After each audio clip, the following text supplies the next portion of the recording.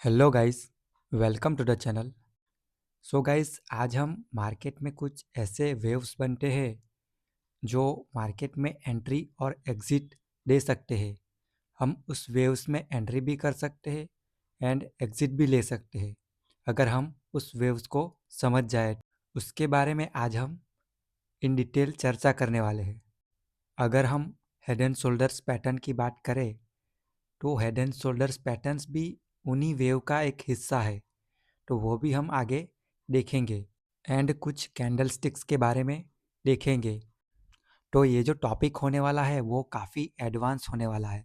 तो चलिए शुरू करते हैं। तो जब भी हम ट्रेंडिंग मार्केट की बात करते हैं तो ट्रेंडिंग मार्केट में काफ़ी ज़्यादा पुलबैक नहीं आते हैं। मार्केट अपने आप को होल्ड करके, अगर हमने बाई साइड की ओर ट्रेड किया है तो अपर साइड की ओर जाने की कोशिश करता है। हमने सेल साइड की ओर ट्रेड किया है तो वो सेलिंग साइड की ओर जाने की कोशिश करता है। जैसे कि आप यहाँ पर देख सकते हैं कि मार्केट में सेलिंग तो आई लेकिन आपको मेजर पुलबैक नहीं देखने को मिल रहे हैं और उसके बाद एक डब्ल्यू पैटर्न सा बना और उसके बाद मार्केट फिर से सीधा ऊपर की साइड चला गया। तो मार्केट जब भी ट्रेंडिंग होता है, वो सेलिंग साइड हो या फिर बाइंग साइड, यहाँ पे हमें मेजर पुलबैक नहीं देखने को मिलते।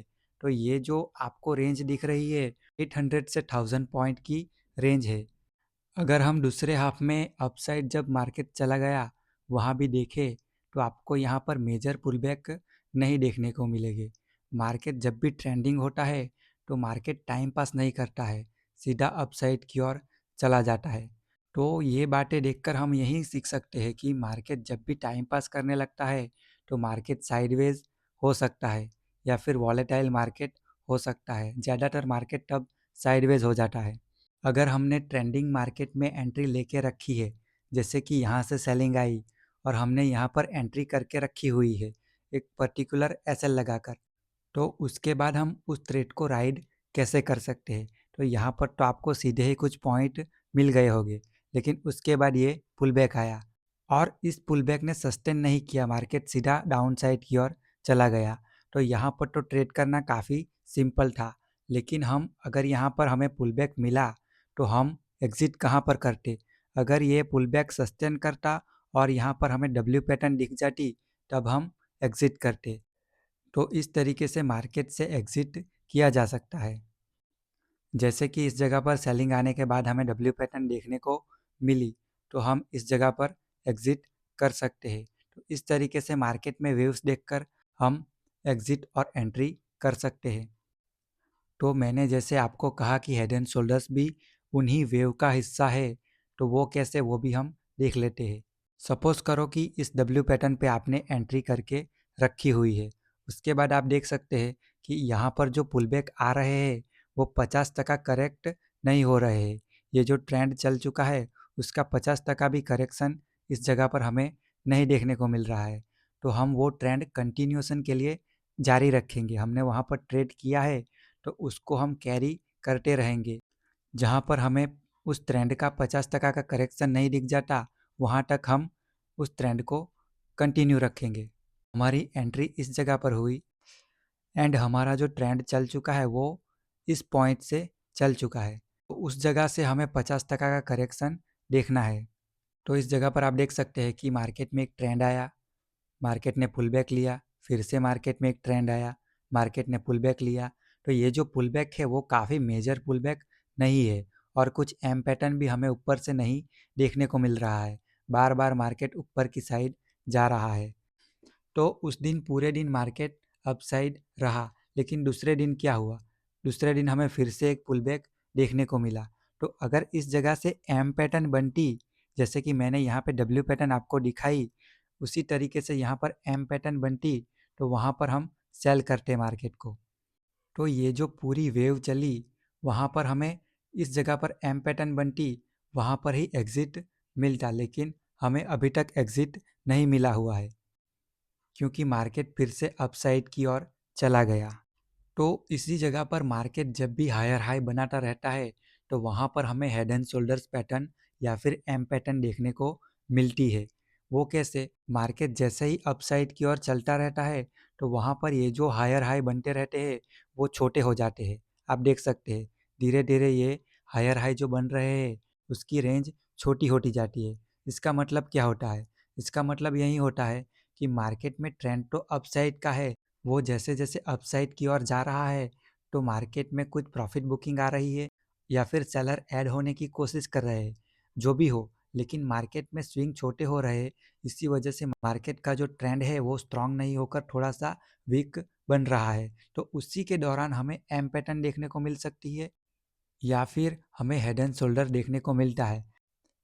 जैसे कि मार्केट यहाँ से अपसाइड की ओर गया और फिर से मार्केट ने जो पुल बैक दिया वो ये जो स्विंग का लो है वहाँ तक मार्केट आ गया।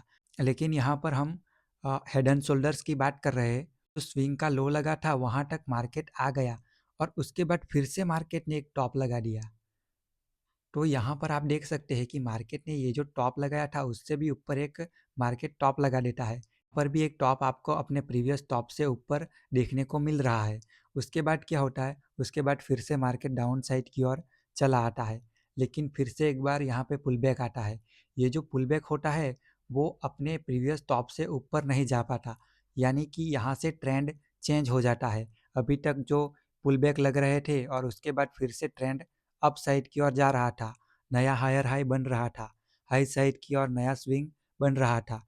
लेकिन यहाँ पर मार्केट अब जाकर भी अपने प्रीवियस टॉप को ब्रेक नहीं कर पाता है, वो लोअर लो बना देता है। तब भी यहाँ पर हेड एंड शोल्डर पैटर्न बन जाती है। तो जब भी हेड एंड शोल्डर पैटर्न बनती है वहाँ पर मार्केट वीक हो चुका होता है। तो उसी वजह से लोग कहते हैं कि हेड एंड शोल्डर पैटर्न बनने के बाद डाउन साइड की ओर अगर बन जाए तो हमें सेलिंग की साइड ट्रेड करना है, अप साइड की ओर अगर बन जाए तो हमें बाइंग साइड की ओर ट्रेड करना है। तो आपने यहाँ पर देखा कि वेव्स किस तरीके से आती है।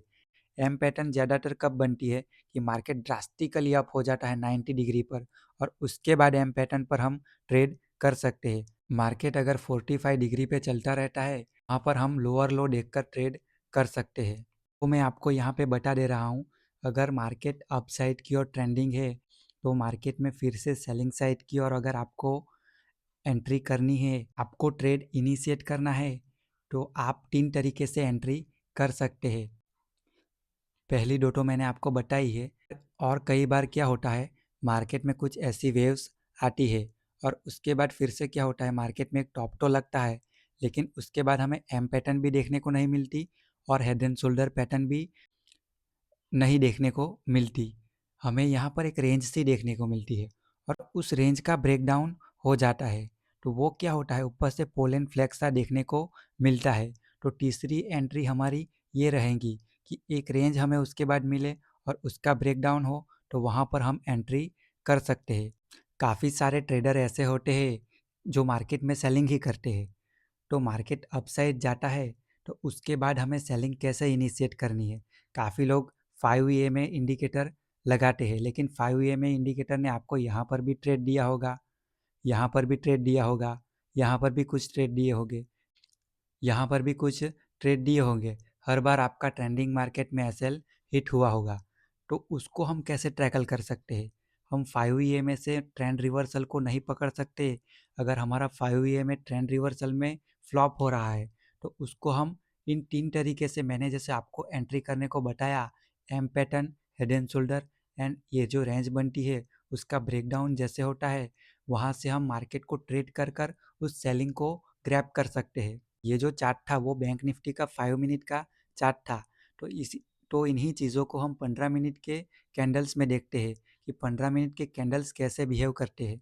अगर मेरी बात करें तो मुझे ये ट्रेंड को सेलिंग साइड की ओर ट्रेड करना होता तो मैं इसी जगह पर, यहाँ पर ये जो ग्रीन कैंडल बनी है उस कैंडल का लो जैसे ही ब्रेक होता है वहीं पर एंट्री कर देता, क्योंकि इस पॉइंट पे एम पैटर्न बनी हुई है तो इसी जगह पर मैं एंट्री करता। भले ही उसके बाद मार्केट फिर से रिवर्स हो गया तो मैं इस पॉइंट पे फिर से अपने ट्रेड को कवर कर लेता। उसमें जितना लॉस लगता मुझे तो लगता, लेकिन मैं इस जगह पर एंट्री करता। तो यहाँ पर बात जो चल रही है वो हर ट्रेड को सक्सेसफुल बनाने की नहीं चल रही है। हमें कुछ पैटर्न्स पे प्रोबेबिलिटी देखकर अपने बड़े पॉइंट कैसे कैप्चर करने हैं वो देखना है। मेरा यहाँ पर एक एसएल चला भी जाता उससे मुझे कुछ प्रॉब्लम नहीं है, लेकिन ट्रेंड रिवर्सल यहीं से हो जाता तो मुझे काफ़ी बड़े पॉइंट कैप्चर करने को मिल सकते थे, और उसके दूसरे दिन हमें ये जो स्विंग मिला था वहीं से सेलिंग आई और मार्केट फिर से डाउन साइड की ओर चला गया। उसी के दौरान ये जो टॉप लगा था उसको मार्केट ब्रेक नहीं कर पाया। तो इसी तरीके से आप देख सकते हैं कि मार्केट में जो ट्रेंड चलते हैं वो वीक कैसे होते हैं, और उसके बाद हमें वो जहाँ पर वीक होते हैं वहाँ पर हमें एंट्री करनी है। अगर कैंडल्स की बात की जाए तो ये जो ट्रेंड चला है तो वहाँ पर पहले बड़ी कैंडल बनी और उसके बाद छोटी कैंडल बनी और उसके बाद उससे भी छोटी कैंडल बनी। तो ये देखकर आप अंदाज़ा लगा सकते हैं जैसे ही मार्केट में ट्रेंड चल रहा है, जैसे ही कैंडल हमें छोटी मिलती है वहाँ पर ट्रेंड वीक हो चुका है। उसके बाद मार्केट में पुल बैक आ सकता है या फिर ट्रेंड रिवर्स हो सकता है। तो आपने यहाँ पर देखा कि ये कैंडल इतनी स्ट्रांग नहीं है, ये जो थर्ड कैंडल है वो इतनी स्ट्रांग नहीं है। तो उसी के बाद आप देख सकते हैं कि उसकी अपोजिट कैंडल बन गई। फिर से हम ऊपर चले जाते हैं। ऊपर भी आपको देखने को मिल रहा है कि जो पहली कैंडल है ब्रेकआउट होने के बाद वो स्ट्रांग है, दूसरी कैंडल भी स्ट्रांग है। यहाँ पर तीसरी कैंडल जो बनी वो थोड़ी सी वीक बनी। उसी के बाद की कैंडल आपको रेड कैंडल देखने को मिल रही है, और उसके बाद एम पैटर्न बनने के बाद ट्रेंड रिवर्स हो गया। तो आप इस जगह पर देख सकते हैं। 1 मिनट के टाइम फ्रेम में अगर आप इस चार्ट को चेक करेंगे तो वहाँ पर आपको वेव्स देखने को मिलेगी। अगर हम 11 तारीख को 15 मिनट का चार्ट देखें बैंक निफ्टी का, तो वहाँ पर भी आप काफ़ी ब्यूटीफुली कैंडल स्टिक्स को देख सकते हैं कि यहाँ से ब्रेकआउट हुआ, हमारी एंट्री बनी और उसके बाद मार्केट अपसाइड की ओर ट्रेंडिंग हो गया। लेकिन जब भी कैंडल्स बन रहे थे वो आप देख सकते हैं, यहाँ पर मार्केट ने रेजिस्टेंस हिट किया तो वहाँ पर कुछ कैंडल छोटी बनी, लेकिन आप देख सकते हैं बड़ी कैंडल, उससे छोटी कैंडल और फिर से छोटी कैंडल। तो उसी दौरान आपको एक रेंज मिली और उसका ब्रेकडाउन हो गया, यानी कि ट्रेंड रिवर्सल आपको इस जगह से देखने को मिला और दूसरे दिन भी मार्केट डाउन साइड की ओर चला गया। हालांकि ये जो कैंडल आपको अपसाइड की ओर दिख रही है वो ऑप्शंस के चार्ट में आप देखते तो वो नीचे ही होगी, वो ऊपर नहीं होगी, इस रेंज से तो नीचे ही होगी। मेरे कहने का मतलब यही है कि ये जो कैंडल है वो हमारे एसएल्स को हार्म नहीं करेंगी। आपका ये कहना है कि इस ब्रेकआउट के बाद ये जो कैंडल है उससे ये कैंडल छोटी बनी, इसी जगह पर आपने एंट्री की है, तो हम कैसे पहचानें? ये जो दूसरी कैंडल बनी है उसका लो फिर से जैसे ही ब्रेक हो जाता है वहाँ पर आप ट्रेड को एग्जिट कर सकते हैं। इस सिनेरियो में ऐसा कुछ नहीं हुआ।